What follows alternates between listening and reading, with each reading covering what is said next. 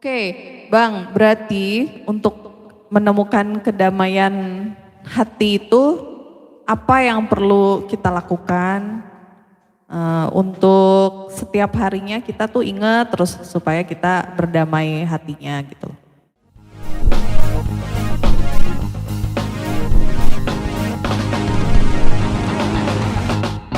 Saya udah buatkan 5 poin, Pak.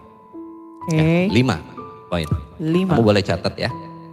Yang pertama, untuk kita melatih pertanyaan Fani adalah,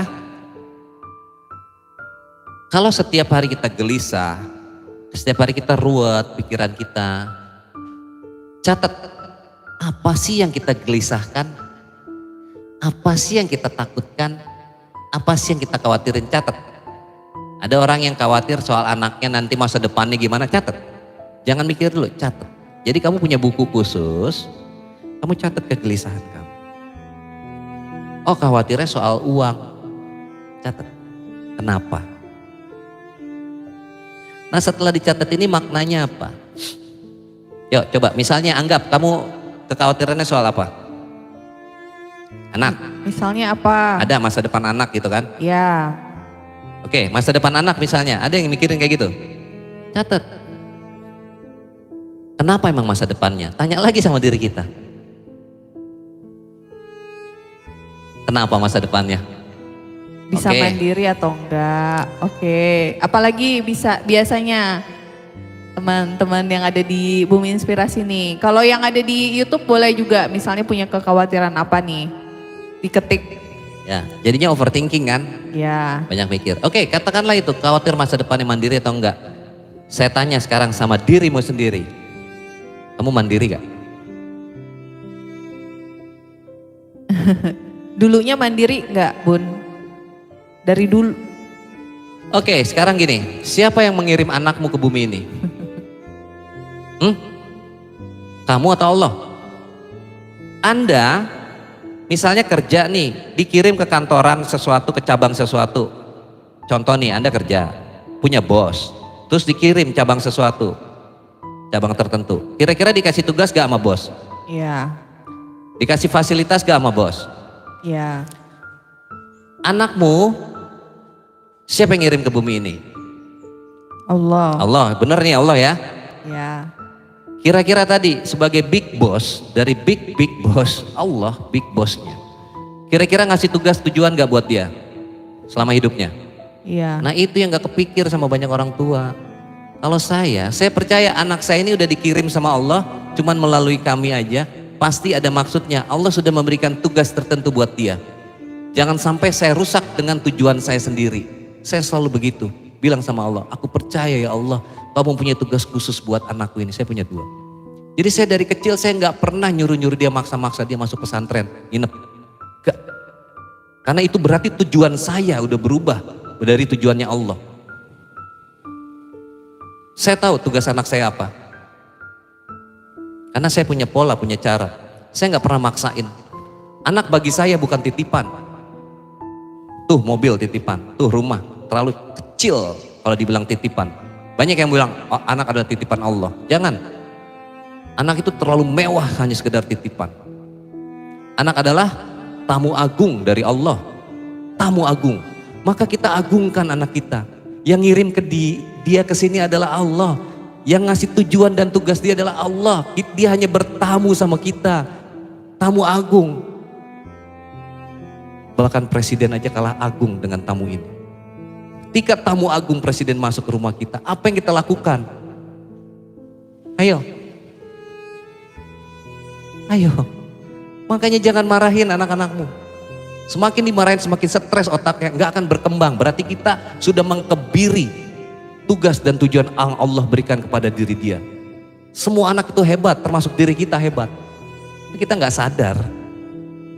Ketika kita menyadari itu, maka kita menyadari juga anak-anak kita ini punya kehebatan dari Allah. Maka kembalikan lagi kepada Allah tugas tujuannya apa. Kalau saya gampang kok. Cita-cita dia apa? Tugas dia apa? Itu hanya sebagai jabatan, acting, peran. Tugasnya sama. Sebagai kepanjangan tangan Allah. Memberikan kebaikan. Dan saya percaya, kalau Anda percaya sama Allah, percaya juga anakmu. Allah yang membimbing. Tugas kita bukan mengarahkan, tugas kita membimbing, bukan juga memerintah.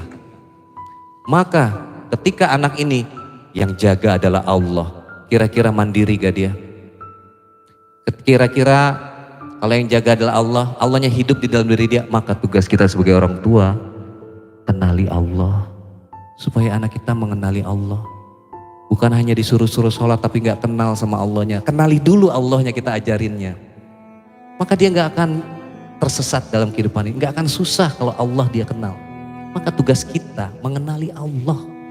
Supaya kita bisa mengenali, ngajari anak kita kenal sama Allah. Mengenalkan Allah yang sesungguhnya. Yang mengirim dia ke bumi ini. Cukup sudah kalau kita selama ini tersesat. Cukup. Maka sekaranglah saatnya kita mengenal Allah. Temui guru. Temui. Pesantren yang sesungguhnya adalah diri kita. Diri kita kepada dia.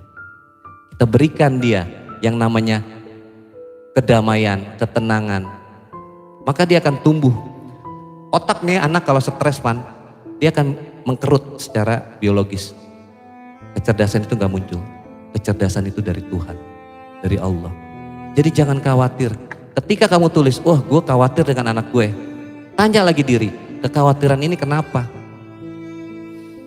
Nanti akan tumbuh, muncul pertanyaan-pertanyaan itu akan ada jawabannya. Oh, itu masa sekarang atau masa depan yang kita khawatirkan? Masa depan. Ngapain mikirin masa depan? Masa depan itulah haknya prerogatif Allah. Tugas kita adalah yang Allah berikan kepada kita untuk lakukan yang terbaik di saat sekarang. Jadi apa yang bisa kita lakukan kepada anak kita yang buat anak kita mandiri sekarang? Apa? Kenali Allah. Itu yang paling pertama. Ajarkan dia kenal sama Allah. Yang kedua, ajarkan dia mandiri adalah semudah kok kita berikan contoh. Anak tuh percuma kalau disuruh-suruh, diomelin apalagi, dinasehatin, percuma. Bayangkan diri kita waktu kecil, mau gak digituin sama orang tua? Walaupun kita aja, tapi kan sebenarnya kita gak demen. Bener gak? Gak demen kan diomelin orang tua? Maka jangan ulang kesalahan orang tua kita kepada anak kita. Anak tuh gak perlu diomelin, gak perlu dinasihatin. Kasih dia contoh, lalu kasih inspirasi. Nasihatin tuh, kadang orang nasihatin tapi ujung-ujungnya ngomel. Itu bukan nasihatin. Menasihati anak gampang. Kasih dia kalimat-kalimat cerita. Dongeng. Ingat dongeng-dongeng yang diceritakan orang tuamu kepada dirimu? Oke. Kalau saya kasih satu clue pasti kamu ingat. Kisah Nabi Yusuf, ingat? Nabi yang ganteng, yang dia dibuang sama keluarganya, adik-adiknya, kakak-kakaknya, sampai dijual ke pasar, diceburin ke sumur, nggak mati dengan Siti Zulaika. Lalu dia dimasukkan penjara karena difitnah. Akhirnya di dalam penjara dia dapat pencerahan dari Allah. Raja mendapat mimpi, semua mimpi ahlinya dipanggil. Dan apa yang terjadi? Ternyata raja nggak puas, dari Nabi Yusuf lah artian dari mimpi itu diberikan dan raja benar-benar puas. Arti mimpi adalah akan ada paceklik dalam 2-3 tahun ke depan, maka tugasnya raja adalah mengumpulkan lumbung padi. Dan benar terjadi, bahkan sampai ke negeri bapaknya Yusuf, ya, Yakub, semua kena kekeringan. Ingat kisah itu? Ingat? Itu kan kamu didongengin. Gak pernah lupa kan? Kisahnya apa? Tidak melawan kejahatan dengan kejahatan juga. Makanya anak jangan diomelin, kasih dongeng yang menginspirasi. Jadi jangan fokus kepada masa depan sehingga kita khawatir dia mandiri atau enggak. Allah pasti kasih kemandirian. Kalau kitanya benar-benar saat ini yang kita lakukan kepada anak kita adalah contoh. Kalau kitanya marah-marah, sadar gak sih kita lagi ngasih contoh marah-marah? Enggak kan? Ngomel-ngomel, berarti kita lagi ngasih contoh ngomel. Makanya ketika ngajarin anak belajarnya cuma 5 menit, ngomelnya 1 jam. Nanti begitu anak itu jadi dewasa, punya anak lagi, sama, terus menurun. Terus kayak gitu, anaknya stres.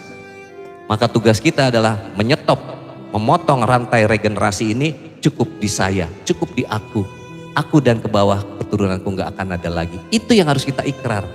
Karena kita percaya sama Allah. Allah memberikan kehidupan ini sama kita. Tugas kita adalah menggunakan akal pikiran dan hati kita. 1, damai, tenang, dan berilmu.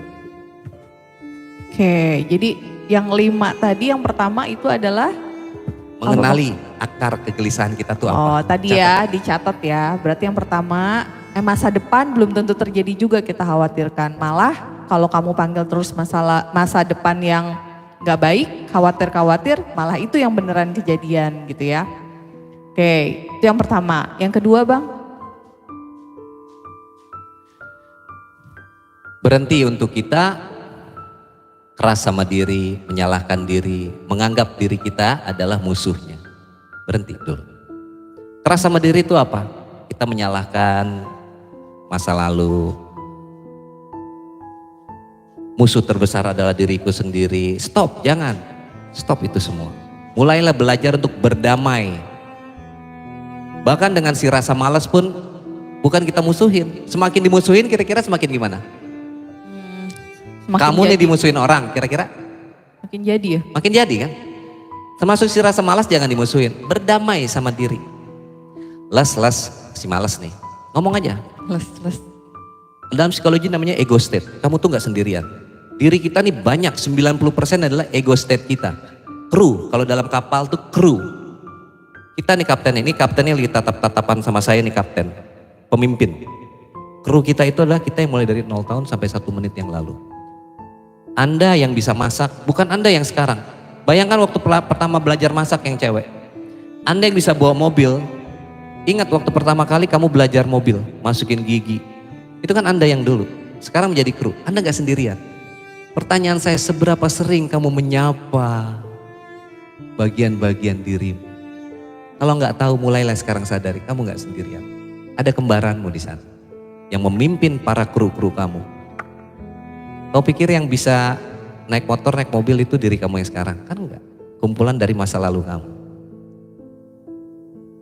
Berdamai sama dia semua. Ibarat sebuah kapal, ada kapten, ada kru. Nah kaptennya ini jangan bergerak sendirian. Atau malah kapalnya dikuasai oleh si kru. Kru itu emosi, itu kru. Gampang ngegas, itu kru. Coba kalau kaptennya mau bahagia? Kalau kaptennya mau bahagia, apakah perlu dengan emosi negatif?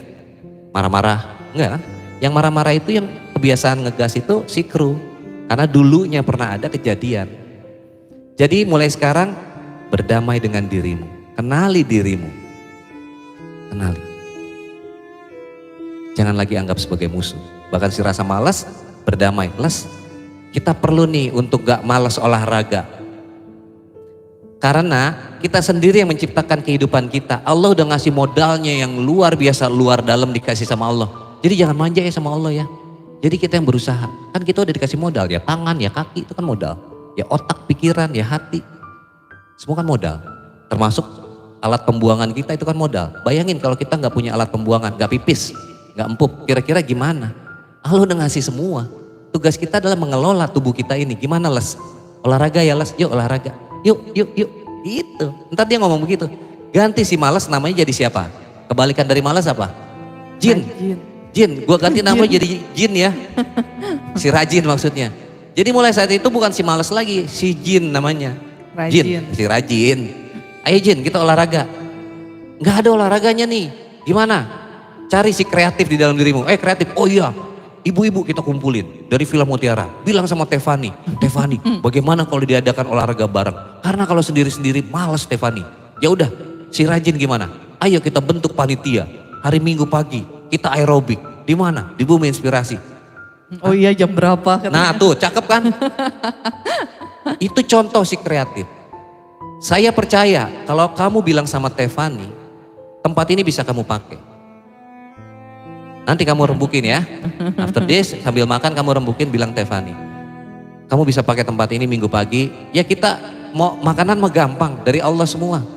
Banyak sok. Yang penting adalah si rajin itu terus panggil. Jin, ayo Jin gitu kan. Ya. Karena kalau sendirian kamu si malas yang keluar. Mulailah, saya percaya nyari kamu rajin. Nyari teman. Saya percaya kamu rajin semua. Oke? Pakai kalau memang dibutuhkan hari Minggu. Silakan ngomong sama Tefani. Ya, jadi mulai berdamai sama diri sendiri. Oke, yang pertama apa tadi Bun? Apa? Mengenali akar permasalahan ya, kegelisahannya dalam diri kita apa ya. Oke. Yang kedua, berhenti menyalahkan diri sendiri ya, berdamai sama diri. Oke, yang ketiga Bang. Yang ketiga, latihan bersyukur setiap hari. Latihan, tanpa latihan kamu gak akan kuat. Makanya catat, latih dirimu setiap hari, jangan berhenti. Terus setiap hari, apa yang bisa kamu syukuri. Dari hal-hal kecil aja. Karena otak kita selalu nyarinya yang belum punya. Ini masalah terbesar manusia. Yang ada kita gak syukurin. Maka dikasih sakit sama Tuhan adalah supaya kamu bersyukur saat kamu sehat. Nih sekarang sehat, bersyukur gak? Kebangetan kalau sampai gak bersyukur. Mikirnya malah yang ruwetnya. Benar kebangetan. Nikmat mana lagi yang kamu dustakan? Jangan cuma sekedar bahasa ucapan, tapi perilaku, please. Please, perilaku, action. Apa actionnya? Benar-benar kita mensyukurinya dengan action kita. Bukan cuma ucapan. Actionnya itu apa?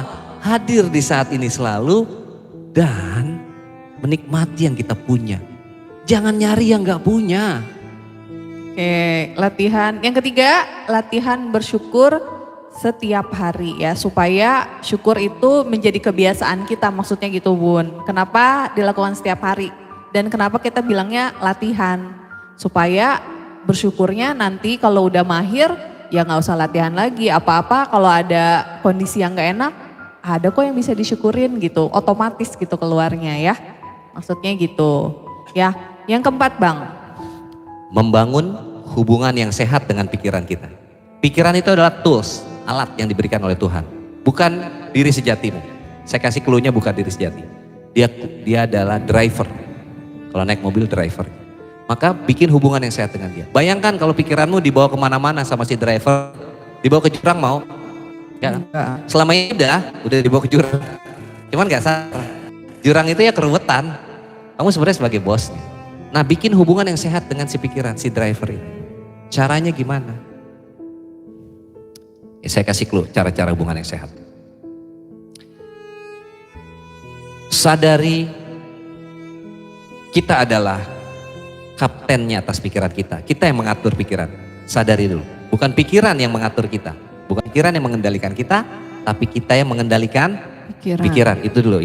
Lalu setelah itu kamu mindfulness. Latih untuk kesadaran penuh. Hadir di saat ini. Itu namanya mindfulness. Kesadaran penuh. Saat ini aja kamu saat ini. Kan suka pikirannya kemana-mana. Betul? Pikirannya kemana-mana. Hadir di saat ini. Yuk latih. Kayak yang tadi dipraktekin gitu ya Bang? Mindfulness. Yang tadi dipraktekin.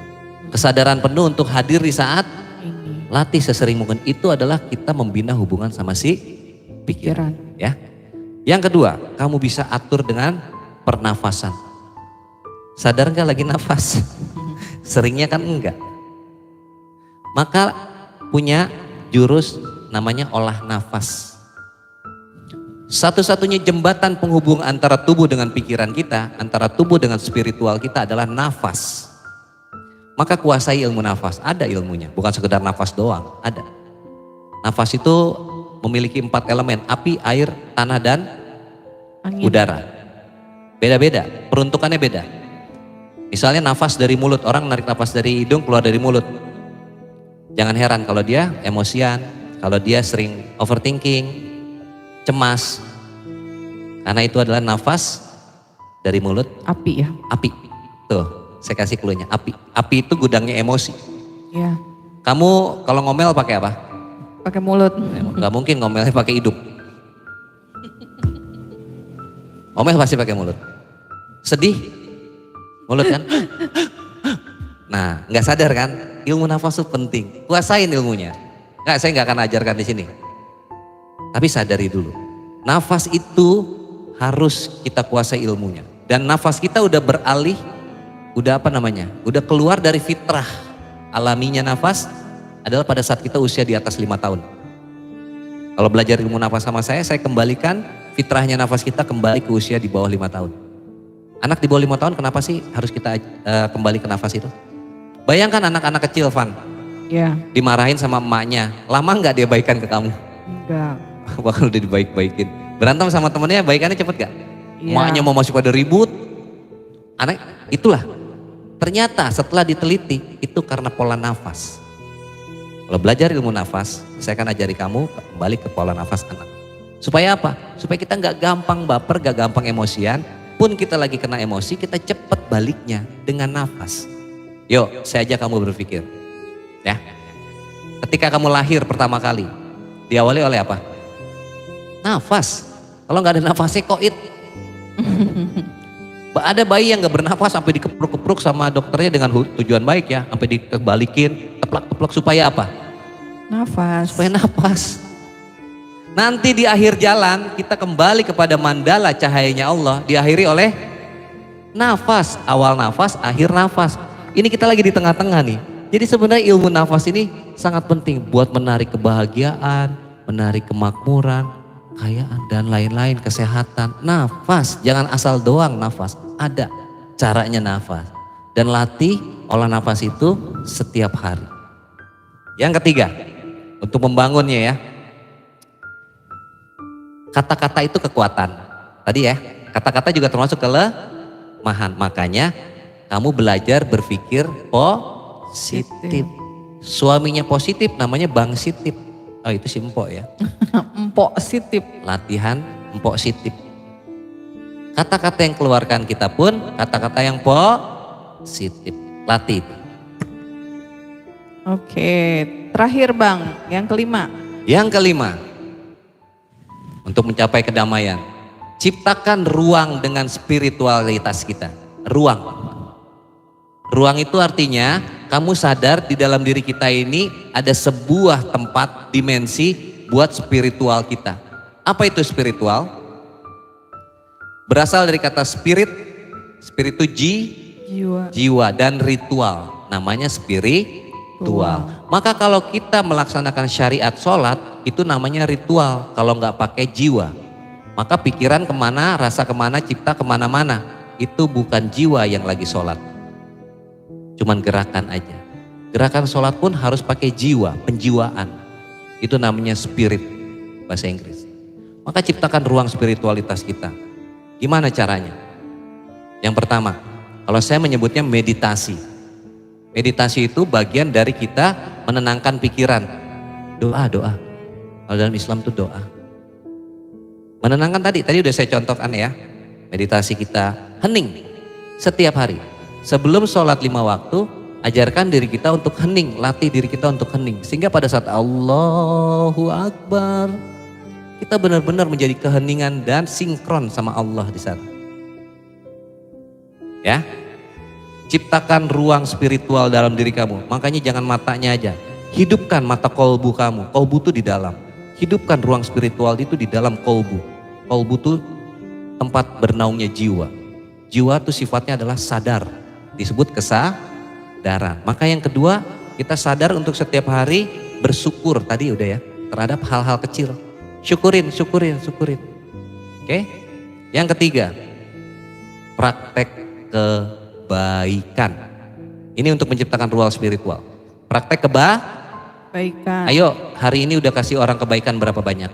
Tanya diri kita sendiri. Selalu tanya. Dan targetkan kebaikan itu setiap hari. Apapun kebaikan yang kita bisa berikan. Punya uang, kasih uang. Punya ilmu, kasih ilmu. Punya senyum, kasih senyum.